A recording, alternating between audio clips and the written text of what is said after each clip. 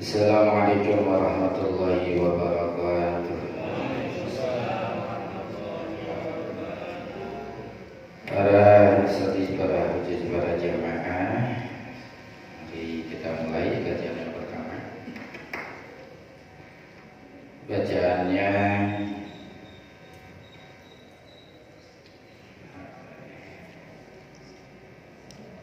wa qauluhu la yanqati'u.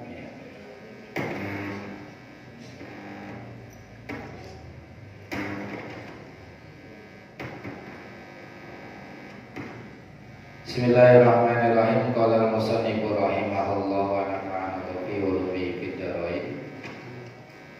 Wa qawluhu la yanqati'u ihtirajun anil waqfil munqati'il akhir. Wa qawluhu, dan perkataan musannif la yanqati'u, lafaz la yanqati'u harus tidak terputus, itu ihtirajun, itu mengeluarkan atau menjaga anil waqfil munqati'il akhir, daripada munqati'il akhir, daripada terputus yang akhir. Kaqaulihi, seperti ucapan pengarang kitab, waqaftu hada ala jaidin summa asli.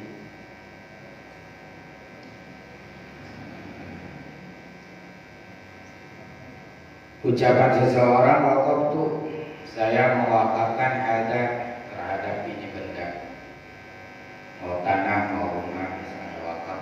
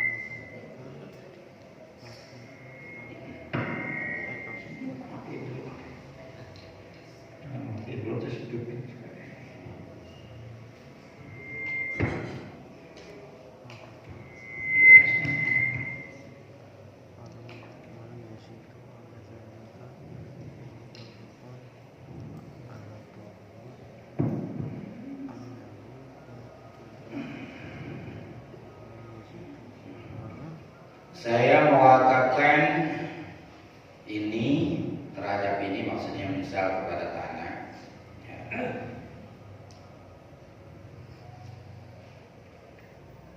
ala man ala Zaidin, kepada Zaid, summa naslihi, kemudian kepada keturunannya, walam yajid ala dzalika, dan tidak menambahkan itu orang ala dzalika terhadap ucapan tadi. Nah, kalau ada orang yang mewakafkan bilang, saya wakafkan tanah ini untuk Zaid, gitu. Tapi dia tidak mengucapkan summa naslihi, kemudian untuk keturunannya, tetapi walam yazid ala dzalika, tetapi saya ini tidak menambahkan kata ala naslihi, cuma ngomong saya mewakafkan tanah ini untuk Zaid, titik. Seharusnya tadi saya mewakafkan tanah ini untuk Zaid, kemudian untuk keturunannya. Tapi saya nggak tambahin itu summa naslihi, saya nggak tambahin kata-kata kepada keturunannya. Gitu. Wafihi, maka di dalam ini namanya munqati'ul akhir. Munqati'ul akhir artinya ya udah, kalau saya wakafkan tanah ini kepada Zaid, Zaidnya meninggal, selesai urusan. Ya. karena nggak ada lagi, ya terputus di akhir. Seharusnya kalau saya ngucapin Sumas Nasli kemudian keturunannya, maka dapat keturunannya. Jadi nggak mengkoti awal, agar mengkoti akhir. Cuma saya ngucapinnya cuma sampai saya wakafkan tanah ini untuk jadi. Maka ini termasuk daripada mengkoti akhir. Nah, dalam masalah mengkoti akhir wafihi, dan di dalam masalah mengkoti akhir kayak gini, Thoriqoni ada dua pendapat gitu. Idahuma atau ahaduhuma, salah satu daripada dua pendapat tadi, annahu, bahwasanya ucapan wakaf, sedat wakaf ini batilun, adalah batilun, agak sah. Kenapa? Karena alasannya memang mengkoti akhir, terputus di akhirnya.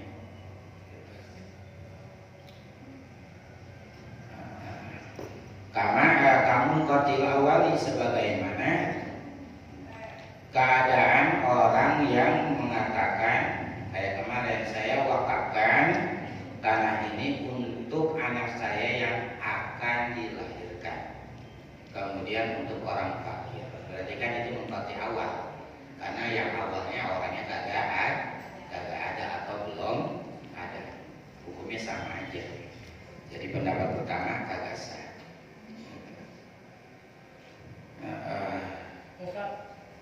Kalau wakaf itu kan ukurannya pasti ada kan, wakaf.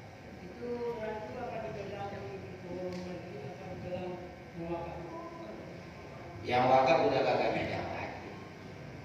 Yang wakaf udah kagak megang lagi. Yang megang siapa? Ya nazirnya, yang diserahi urusan pewakafan. Tapi bisa jadi dia mewakafkan barang, terus dia jadi nazirnya, nggak apa-apa. Yang kagak boleh dia jadi pewakaf, terus juga jadi penerima wakaf. Saya wakafkan tanah ini buat saya, itu kagak boleh. Jadi sebagai dia pewakif, penerima wakaf, pemberi wakaf sekaligus jadi penerima wakaf. Tapi kalau misalnya dari dia seorang pewakaf, kemudian jadi nazirnya, pengurusnya, yang ngurusin wakaf, itu boleh. Ya nggak apa-apa, wakaf mau dari mana kan? Misalnya dari Arab Saudi ke sini juga nggak apa-apa diwakafin.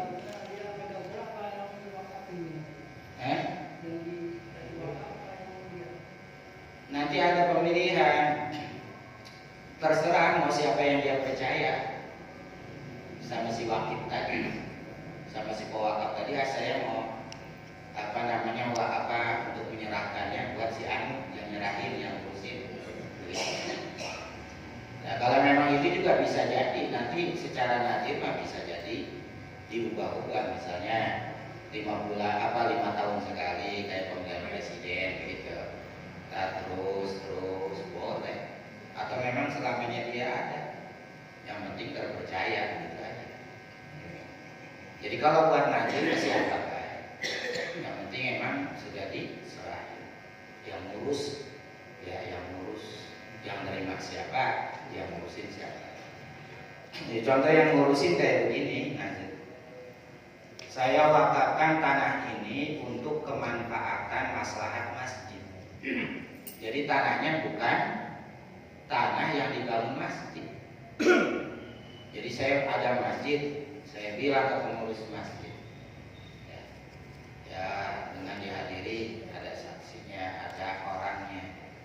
Saya wakafkan tanah di sana untuk kemaslahatan masjid.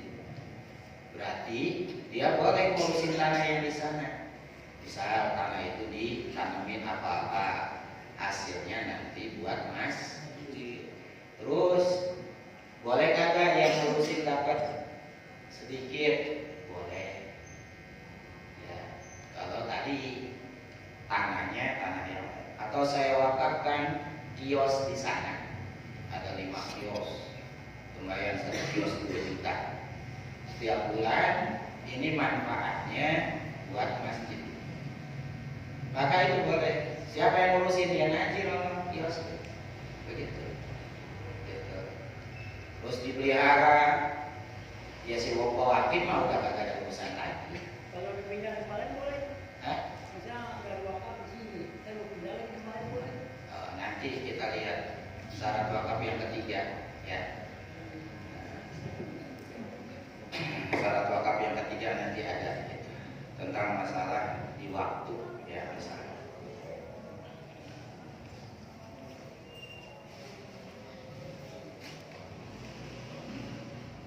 Wahwa dan itu ucapan alladzi masa alaihi al-musannifu, yang telah sepakat alaihi terhadap ini pendapat al-musannifu pengarang kitab. Lakin ar-rajihu as-sihhat, tetapi yang pendapat yang unggul adalah sah itu kaul. Gitu. Jadi kalau bahasa keturunannya kan tadi masalahnya bisa jadi keturunannya udah ada, bisa jadi belum, ya kan? Jadi emang baru nikah bisa, ternyata langsung diwakafin tanah. Ini saya wakafkan tanah buat Jahit dan keturunannya. Nah, kalau itu memang mengkoti akhir karena memang keturunannya belum ada. Tapi ini masalah kalau mengkoti akhirnya bisa dua pendapat. Pendapat pertama tidak sah, pendapat kedua sah, tapi itu pendapat yang kedua lebih unggul. Ya, apa namanya lebih unggul? Ya intinya, ya nantinya kalau udah ada keturunannya dia bisa jadi. Kenapa? Karena periodenya mungkin masih lama. Ya kan bisa jadi dia hidup si Jahit lama juga, udah lama baru meninggal ada keturunannya, tinggal dia jalan. Nah itu ya, ini kalau wakafnya turun menurun karena kagak langsung satu tok. Kalau satu tok maka ini tanah saya wakafkan untuk pembangunan madrasah. Udah tok sampai terus. Ini tanah saya wakafkan untuk mushola, jadi mushola terus. Saya wakafkan tanah ini buat masjid terus. Nah itu mah kagak ada pewakapan dari satu orang ke gantian ke orang lain. Kalau begitu nggak apa-apa ya tadi. Saya wakafkan ke sini dulu, nanti ke sebelah ini ke si Ono gitu. Nah ini kayak tadi contohnya. Yang penting dua-duanya ada. Saya wakafkan tanah ini untuk Jahit, setelah itu untuk fakir miskin. Berarti selama masih ada Jahit dulu sebagai penerima wakaf. Dia yang mendapatkan keuntungan hasil daripada wakaf tersebut. Tapi kalau misalnya jadi meninggal, dia bilang tadi, ya untuk fakir miskin berarti udah. Setelah fakir miskin ya fakir miskin dari sekarang sampai kiamat itu masih ada baik. Ya, semua orangnya jadi yakin baik itu. Cuma apa kedudukan fakir miskin masih ada aja gitu. Sampai nanti. Nah itu mah nggak mengkoti awal, kagak mengkoti akhir. Kalau ini mengkoti akhir sebetulnya. Saya wakafkan tanah ini buat Jahit, kemudian untuk keturunannya. Cuma masalah kalau mengkoti akhir ada dua pendapat. Ada yang mengatakan batil, agak sah. Pendapat kedua yang dipilih oleh pengarang kitab juga, intinya ini sah, kagak apa-apa. Syaratnya berapa ya? Syaratnya ke ada nih, ini malah tenang deh. Wasalisu yang ketiganya al-yakuna al-waqfu mahdurun. Syarat ketiga di dalam pewakafan al-yakuna, hendaknya tidak ada al-waqfu, wakaf itu bimahdurin, pada barang yang dilarang. Itu bizoi dengan huruf do musyalati yang ada titiknya. Itu ai ala muharramin, yakni pewakapan atas barang yang diharamkan. Jadi kalau saya wakafin ini sesuatu yang haram, itu kagak jadi wakafnya. Saya wakafkan ini tanah buat bangun diskotik, ya beda. Ya begitu mau buat bangun diskotik maka sudah ketahuan maksiat haram. Maka nggak boleh wakaf kayak begitu, ya. kagak boleh wakaf ya kepada barang yang diharamkan. Maka fala yasihu al-waqfu, maka tidak sah wakaf ala imarati kanisatin, seperti membangun gereja lita'abudi, untuk jadikan tempat ibadah. Memang saya saking baiknya mah saudara, saya udah anggap saudara atau teman suka saya bikinin, tak saya wakafin tanah ini buat bikin gereja, tapi tujuannya buat dia ibadah, itu haram, tidak boleh. Tapi boleh kita wakafkan untuk gereja, boleh, asal gimana niatnya. Kalau niatnya kita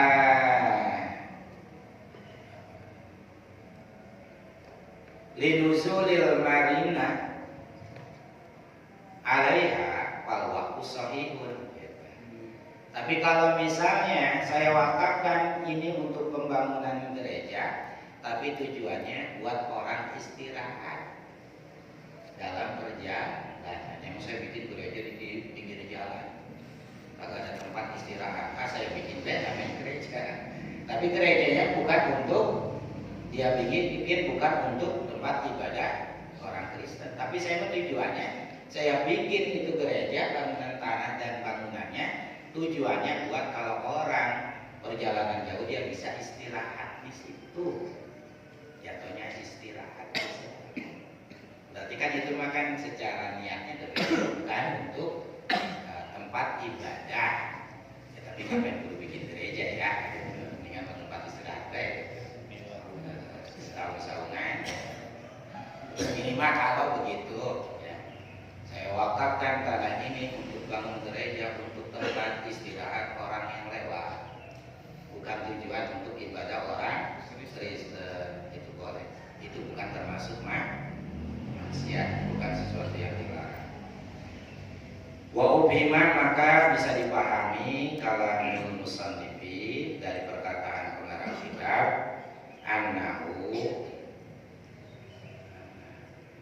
ini la yustaratu, tidak disyaratkan bil waqfi, di dalam pewakafan ya, apa namanya, zuhuru qasdil qurbati, menampakkan zuhurul qasdil qurbati ya, menampakkan, menjelaskan maksud mendekatkan diri kepada Allah. Tetapi disyaratkannya intifaul maksiati, ketidakadaan maksiat. Jadi kalau ngomong kayak begitu itu seakan-akan bukan karena Allah juga apa-apa wakaf. Yang penting bukan buat main. Nah, itu. Makanya ketika ada orang non-muslim udah bertetangga dengan orang Islam di kampung itu, orangnya orang kaya, tapi ketika orang situ nggak punya tempat ibadah, akhirnya tuh orang kaya non-muslim dia bilang, saya wakafin di tanah buat pembangunan masjid. Jadi kalau dibilang untuk mendekatkan kepada Allah, nggak deketin diri gak kepada Allah? Ya kan, dia kan bukan non-muslim. Ya. Cuma resepnya membantu orang Islam, karena udah dianggap saudaranya. Gitu. Ya, karena sekampung itu orangnya baik sama dia gitu. Ya. Kemudian dia bilang, tuh kesian juga di kampung kagak punya masjid. Kata tuh orang Cina gitu misalnya bilang, emang kaya orangnya. Udah dah, saya wakafin di tanah buat bangun masjid. Jadi wakafnya, walaupun di situ tidak ada menyarankan untuk menampakkan karena mendekatkan diri kepada Allah. Ya. Jadi kalau ada orang non Muslim dia wakaf, ambil baik sah. Gitu. Mau tujuannya apa? Ya. Walaupun yang penting bukan dari omongannya mana itu, dari omongan yang tadi ala yakuna al waqfu bimahzurin, gitu. Bahwasanya hendaknya tidak ada wakaf itu kepada atau kepada hal yang memang dilarang tujuannya. Contoh yang tadi, saya wakafkan ini tanah untuk membangun gereja, kan bisa jadi maksiat kalau diniatin buat tempat ibadah orang Kristen. Tapi kalau diniatin ya bukan untuk ibadah tapi untuk istirahat, orang lewat musafir, nah, maka itu boleh. Dan bisa diambil daripada kesimpulan daripada perkataannya ini, intinya bahwa tidak disyaratkan di dalam wakaf, yaitu menampakkan tujuan kurban, mendekatkan diri kepada Allah. Sehingga orang yang bukan Islam tentu pasti dia melakukan karena Allah, kan pasti. Dia wakafin bisa, terima boleh, gitu ya. Jadi kalau ada orang ngomong saya mau wakafin orang buat manfaat buat masjid, nah itu ya boleh-boleh aja diambil, nggak jadi masalah.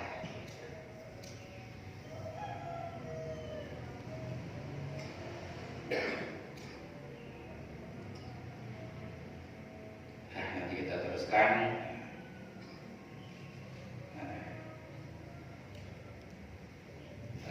Sawaun ya, mujidu bil waqfi zuhur qasdil qurbati.